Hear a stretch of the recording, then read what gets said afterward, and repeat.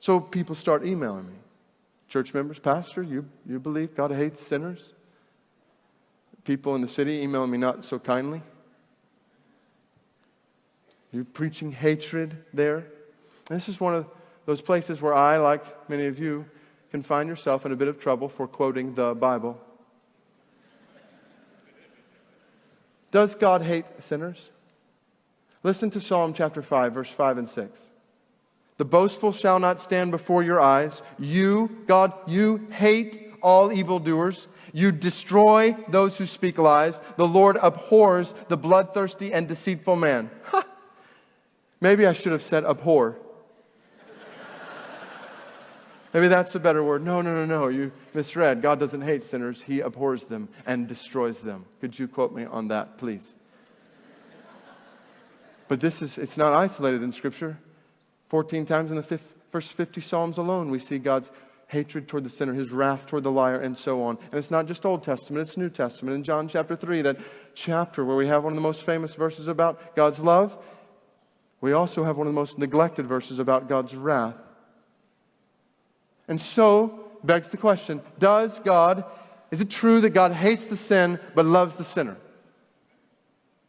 Yes, of course, in one sense, but not completely. Think about it with me. Does God hate the sinner? And this right here is so key to understanding the cross. Because when we see God's holy hatred of sin, God's holy wrath due sin, it's not like sin is something outside of us.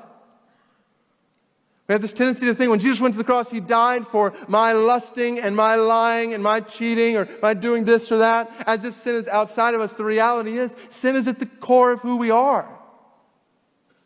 We are sinful to the core. So when Jesus went to the cross, He wasn't just enduring the penalty of sin as if it was something outside of us. He was taking the place of sinners. When He was crushed and bruised and literally pulverized, Isaiah 53 says, He was doing this in our place. He was taking the full wrath of God due you and due me as sinners. So let us be comfortable not to lean on comfortable cliches that rob the cross of its meaning. Here's the deal. We are sinners. We all like sheep have gone astray. Obviously, there are many preachers today who would try to advocate that, no, you're good. You're fine. Believe in yourself. Trust in yourself. Don't believe them. You're a dumb sheep. So we are sinners. God is holy, possessing holy hatred towards sin and sinners, and possessing holy love toward sinners. So then, how can God show both holy hatred and holy love toward sinners? That's the question of the Bible. And the answer is the cross. Because at the cross, God shows the full expression of His wrath. You see the verbs.